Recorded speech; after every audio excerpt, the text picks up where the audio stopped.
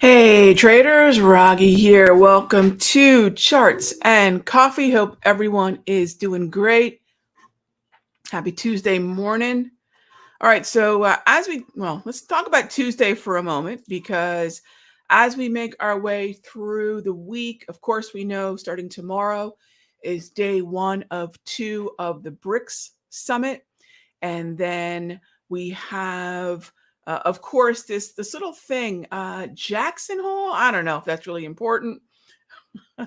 We have the de facto FOMC meeting happening in Jackson Hole this month. So basically, this is the replacement for any kind of direct messaging we would get from Powell.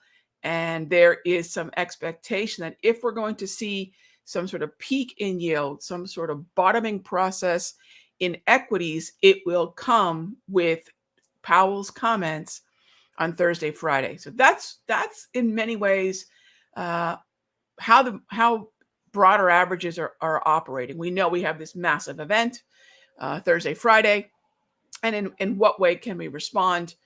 Maybe even preemptively. I don't like to respond preemptively. What's the difference? There's a difference between waiting for an event to happen and letting the move perhaps trigger a price that we knew beforehand we wanted to get into. So think about buy the dip.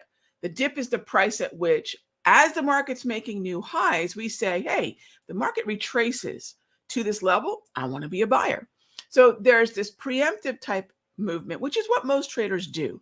They want to make a binary guess on Powell will say this, therefore the markets will do that, and I'm going to get in now before all of that happens. And that's certainly a way to go.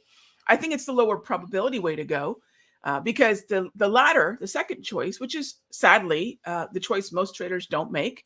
If the two roads diverge into the yellow woods, the one not taken is let's wait for Powell to say whatever he's going to say. Let's wait for the BRICS event, that summit, Brazil, Russia, India, China, South Africa.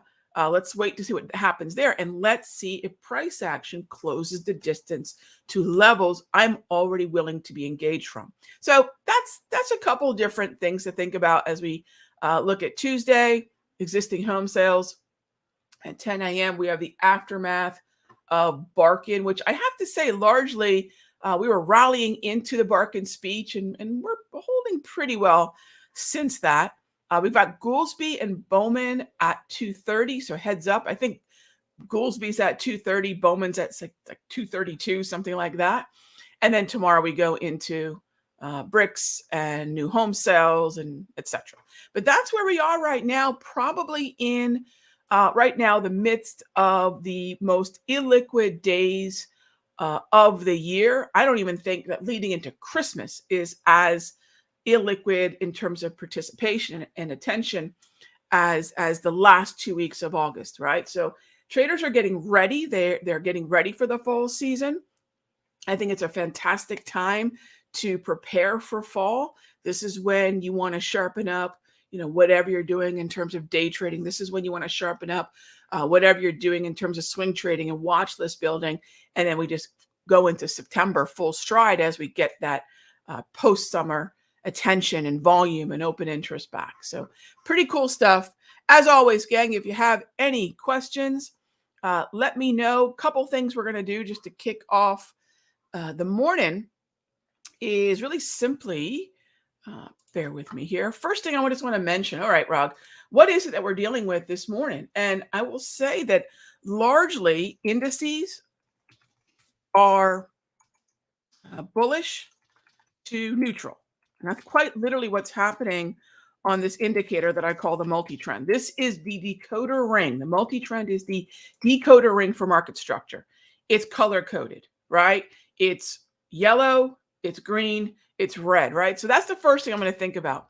The second thing I'm going to think about is some basic assessment on the daily time frame. Where are we in terms of key levels, right? As I like to call them, lines in the sand. Where are we in terms of lines in the sand? And on what side of these lines in the sand are we? Because if you can trade, if in the morning you can go into from this pre-market edge that you can develop before 9:30, say, hey, this is what we're above. This is the structure we're getting. and this is likely the follow through that we will get, at least for the morning session, it's going to give you a huge edge on stock selection, ETF selection, futures index selection. So those are some basics that we get into. The next thing that I want to mention in light of that, and I know I have a link here somewhere. Yeah, here we go. So if you head on over to simplertrading.com/consistent. All right. And I just want to put this in the notes. Wednesday, if you're watching this, just jot down the link. Wednesday, August 30th at 8 p.m. Eastern, head on over to simplertrading.com/consistent. And we're going to be talking a lot more about how I'm day trading options, how I'm focusing on these kind of pre-market edges, how we've been doing the last 2 months, not just July, which, let's face it, was a really easy month, right? That's a historically, seasonally very bullish month. All right. So that's about as easy as it gets. What about August? Can we reproduce similar productivity and results in August? And that's where day trading is really interesting, because if we're going to continue to be under this macroeconomic cloud, and by the way, what is macroeconomics?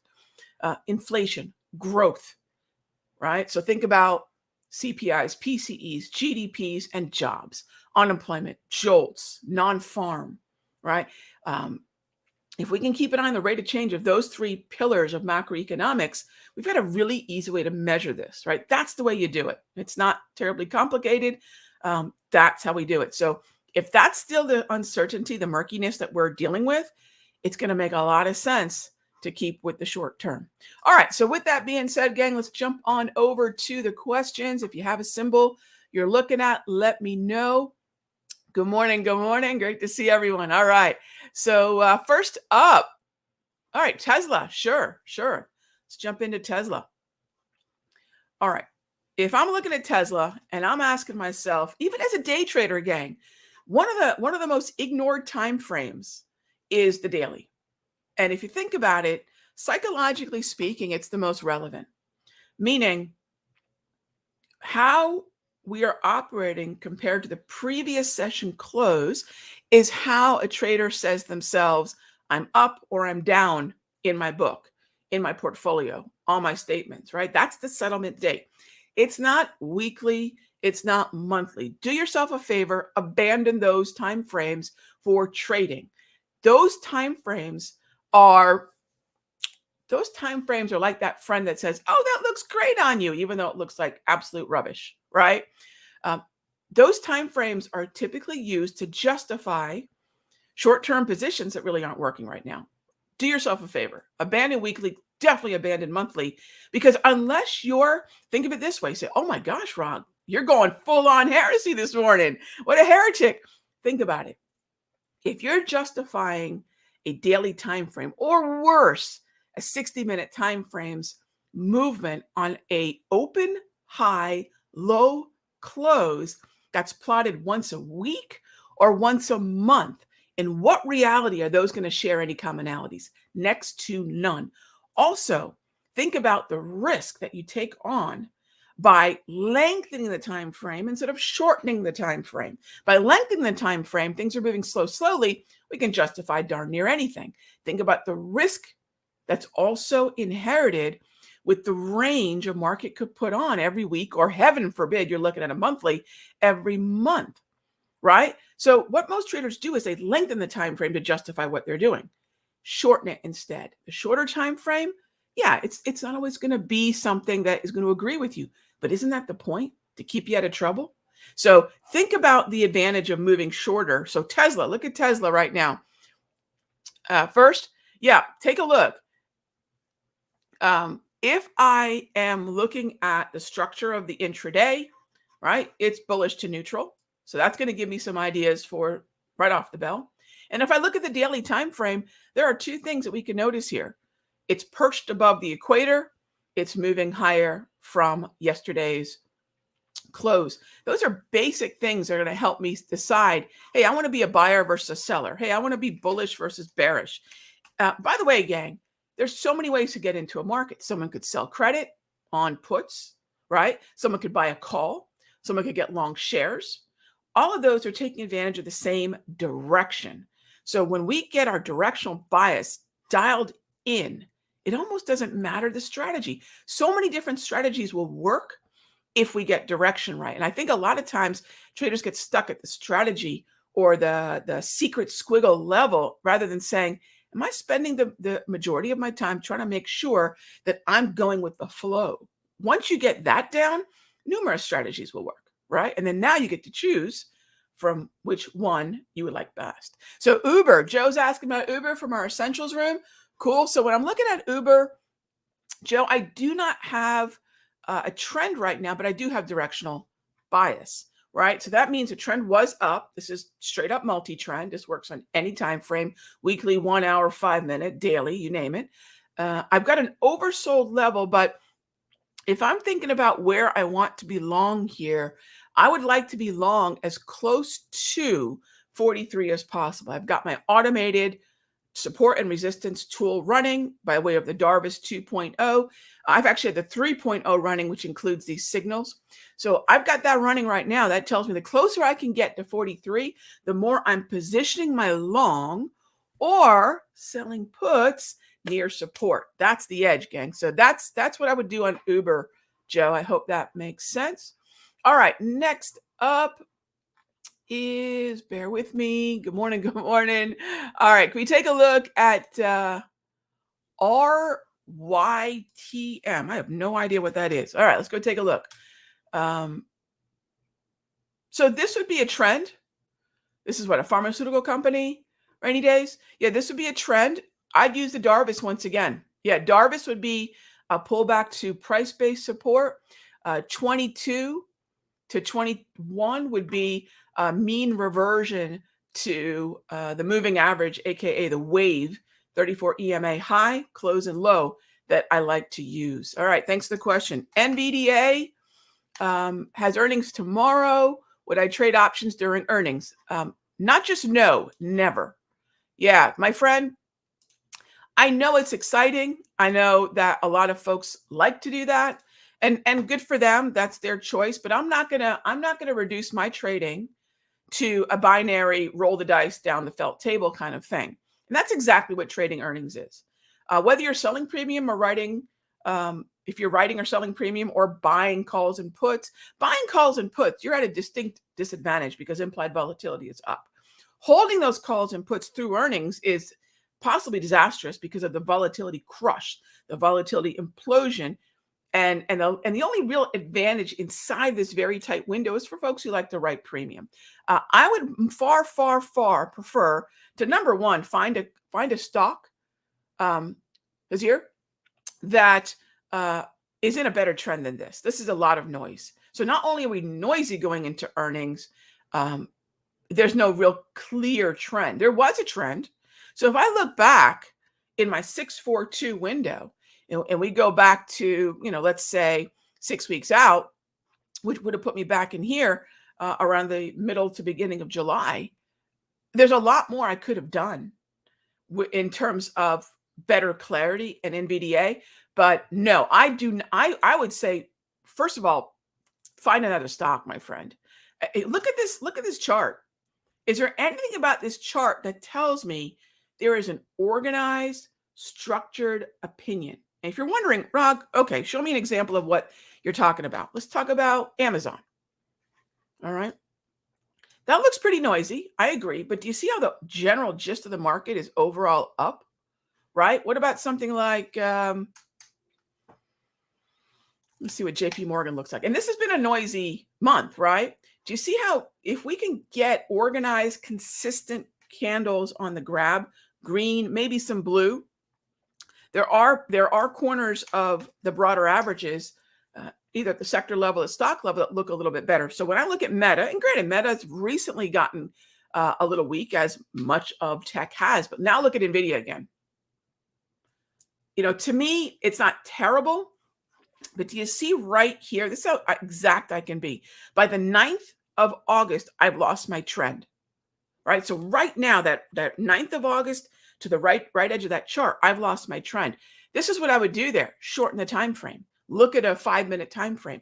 Trade every day with the freedom of saying, I'm going to trade NVIDIA's mood today. By the way, daily mood of NVIDIA is fantastic. Look at the size of the candles. You look at large candles that are erratic, immediately think to yourself, oh my gosh, there's got to be setups on the 5-minute as a day trade. Trade it for the session, get out, and then do it all over again the next day. But since the 9th, I've lost my edge. But if you take a look at the movement from, say, the end of May up until that point, it was beautiful, right? So we deal with the now, and the now tells us that I'm going to be better off shortening the time frame. And you're going to hear this theme from me a lot because this is the reality, even on things that I've loved the trends of, like Amazon. By the end of July, it's making sense to be bullish, but to shorten the time frame, maybe to a 1 hour, maybe to a 5-minute. So those are really easy adjustments that we can make. Richard asks, thanks for the question, my friend. I appreciate that. Ozier, thank you. Do I prefer money in the money? Do I prefer in the money or out of the money calls? Always, always, always. I hate out of the money calls. Hate them. They're cheap. They're low delta. You need a massive move to get there. They masquerade around like cheap value, and they are not. I do not like out of the money. Think about it. If you go out of the money, right? Think about how much, and especially if you have no time, think about how much momentum, how much volatility that has to be made up for the low delta and possibly the time decay, right? So I do not like those. There are very few scenarios where I'll even entertain them. Day in, day out, terrible idea. Going into highly volatile events, maybe like Jackson Hole, there might be some value in that, but please stay away from out of the money options. In the money, sometimes we might be paying for a higher delta that we simply don't need. So my nuance, Richard, is slightly in or at. And if you want to know more about option expiration and whether it's day trading or whatever, how do I choose my expirations? Definitely check out our webinar on Wednesday. I'm going to get into that. I'm looking at the slide deck, and one of the things that a lot of folks ask me about is, Rog, how do you choose expiration and strike price? And we're going to touch on that on Wednesday, the 30th. So yeah, definitely slightly in or at. All right. Next up, when adopting a new strategy, how important is it to leave my past methodology behind? Tech Trader Joe, that's a really great question. That's both difficult and difficult to do, but easy to answer. Leave it behind.